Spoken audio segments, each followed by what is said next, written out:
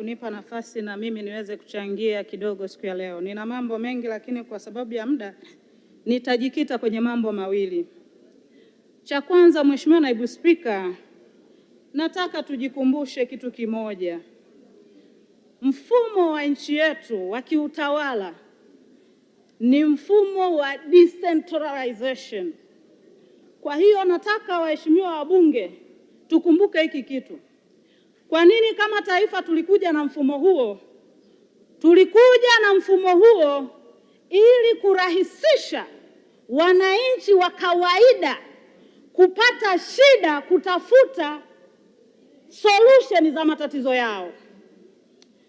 Nchi hii kuna mtu anaitwa mwenyekiti wa kitongoji. Maana yake kwenye ule mtaa wanaweza kusaidiwa na mtu anaitwa mwenyekiti wa kitongoji.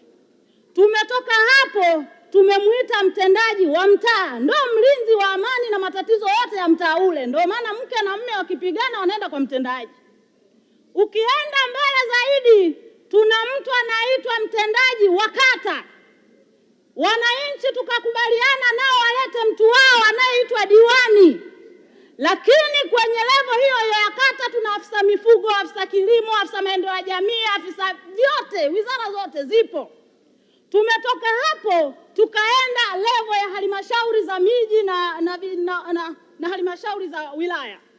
Kuna mtu anaitwa mkurugenzi, kuna mtu anaitwa mwenyekiti wa halmashauri kwa niaba ya wananchi. Kuna idara zote na zinaongozwa na watu wanaitwa wakuu wa idara. Mheshimiwa Naibu Spika, tumetoka hapo tumeenda level ya kitaifa. Tumeenda mkoani, wilayani kuna DC na kamati yake yote ya wilaya.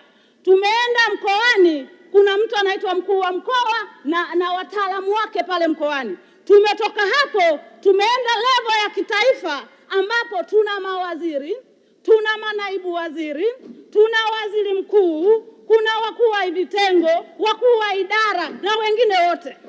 Iwe mambo ya jinsia, iwe mambo ya ardhi, iwe mambo ya mikopo, kuna hao watu ambao tunawalipa kodi za Watanzania. Kinachonishangaza Mheshimiwa Naibu Spika, sio maana kwamba mimi sitaki viongozi wakuu wasifanye kazi. Lazima tuheshimu mfumo tuliouweka wenyewe.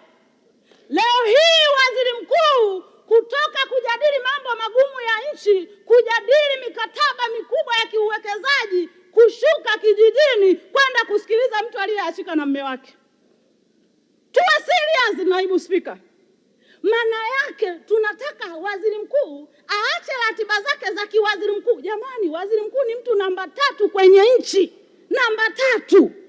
Tulitamani waziri mkuu yamfikie mambo ambayo hata mawaziri wa wizara nyingine wameshindwa. Tulitamani. Lakini hawa mawaziri wana manaibu waziri, tena watoto wadogo damu zinachemka kabisa. Taarifa.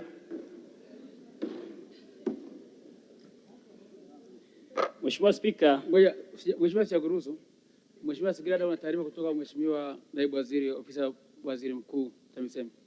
Mheshimiwa Dr. Jafari. Asante sana Mheshimiwa Naibu Spika, napenda kumpa taarifa mzungumzaji dadangu Sigrada.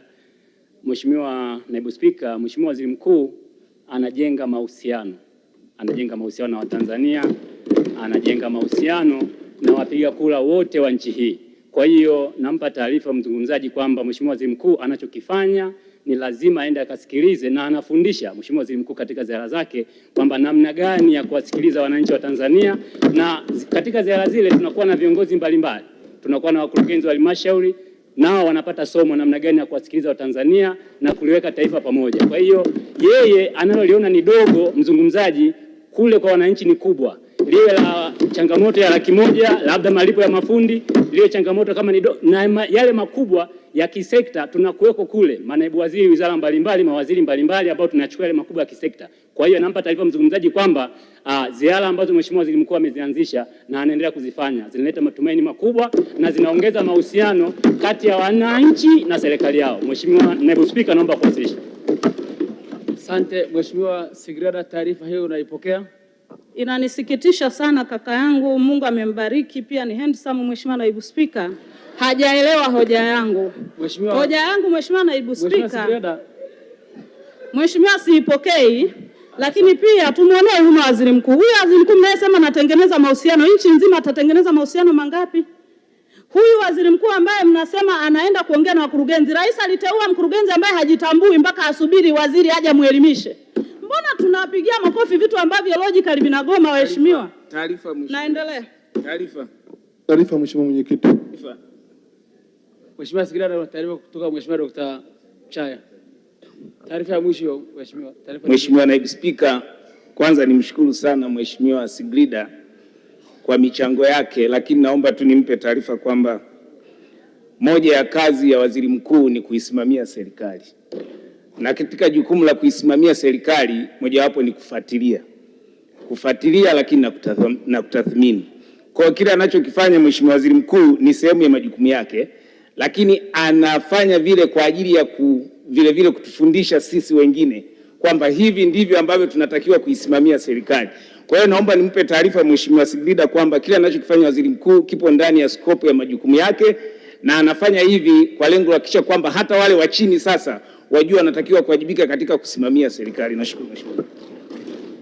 Asante Mheshimiwa Sigrada, taarifa hiyo unaipokea? Asante Mheshimiwa Naibu Spika, siipokei, lakini namuonea huruma waziri mkuu kwa sababu tafika amechoka sana. Mpaka 30. Naendelea Mheshimiwa Naibu Spika. Hoja zangu ni hivi, lengo langu. Tunajadili budget Mheshimiwa Naibu Spika. Tunapojadili budget lazima tuangalie vitu ambavyo tutafikia malengo ya hiyo budget. Lakini lazima tuangalie vitu ambavyo tusipovifanya haviwezi kuathiri serikali kwa kiwango kikubwa.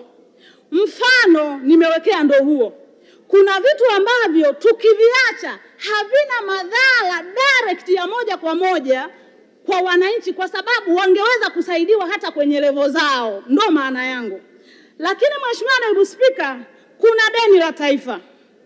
Hili deni la taifa, nyinyi ni watoto wa mjini, mimi nataka nikuambie ukweli Naibu Spika.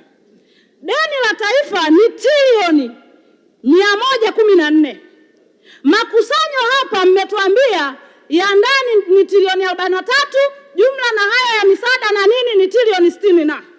Hoja yangu Mheshimiwa Naibu Spika, mimi nimefanya biashara. Ukishaona mtaji ulionayo na biashara unayofanya ni mdogo kuliko hela uliokopa benki, huo ni mfano mdogo ili mpate picha, ujue unakaribia kufilisika. Haiwezekani Mheshimiwa Naibu Spika tukawa na deni kubwa kuliko makusanyo yetu wenyewe. Labda mniambie kuna vitalu mmeshagawa huko, tutajifidia kwenye vitalu vya madini, hapo nitaelewa. Kuna kitu kinaitwa songesha Mheshimiwa Naibu Spika. Songesha tunaitumiaga sisi kama wakina Sigrada, ukiwa umeishiwa hela Voda wanakukopesha, inaitwa songesha. Ila songesha kila mtu ana kiwango chake kulingana na mihamala unayoifanya. Hoja yangu ni nini Mheshimiwa Naibu Spika? Hiyo mnayosema deni ni himilivu ni mfano kama wasongesha, kwamba Sigrada nina sifa ya kusongesha milioni 50 ila nimesongesha milioni 20 bado kufika 50, kwa hiyo bado nina sifa ya kukopa. Ndio maana yake. Hiyo sio sifa Mheshimiwa Naibu Spika. Hiyo sio sifa. Jambo lingine Mheshimiwa Naibu Spika, na nimepiga mahesabu, hili deni tulilonalo kila mtu anadaiwa zaidi ya milioni 1 kila mtu, na hadi mimba yenyewe inatarajia kudaiwa. Sasa hoja yangu ni nini? Kwa mfano ziara za waziri mkuu, mimi sikatai waziri mkuu kusaidia wananchi. Tunaweza tukabana yale matumizi ambayo ni hela ambazo tunatakiwa tuzibane zikafanye jambo lingine. Tena bora zile hela anazotumia kwenye ziara zikachukuliwa ile bajeti yake yote zikaenda kwenye mamiradi ya mabarabara huko ambako kote kuna matatizo, kuliko yeye asafiri aende Njombe atoke pale. Halafu katika hali ya kawaida Mheshimiwa Naibu Spika, mimi na mgogoro na jirani yangu, waziri mkuu amekuja ziara. Hivi kweli mnaamini kwamba anaweza kasikiliza ule mgogoro siku ile akamaliza? Hivi kweli tunafikiria kweli kwamba eti waziri mkuu akija Njombe atatatua migogoro ya Njombe atamaliza kuliko Mtaka? Muda wako umeisha, malizia. Muda wako umeisha. Hapana. Kengele imegonga ya pili Mheshimiwa. Bishana na kiti tafadhali. Asante sana. naomba dakika moja Mheshimiwa Naibu Spika, dakika moja tunimalizie hoja yangu ya mwisho. Muda umeisha Mheshimiwa. Nashukuru sana. Mheshimiwa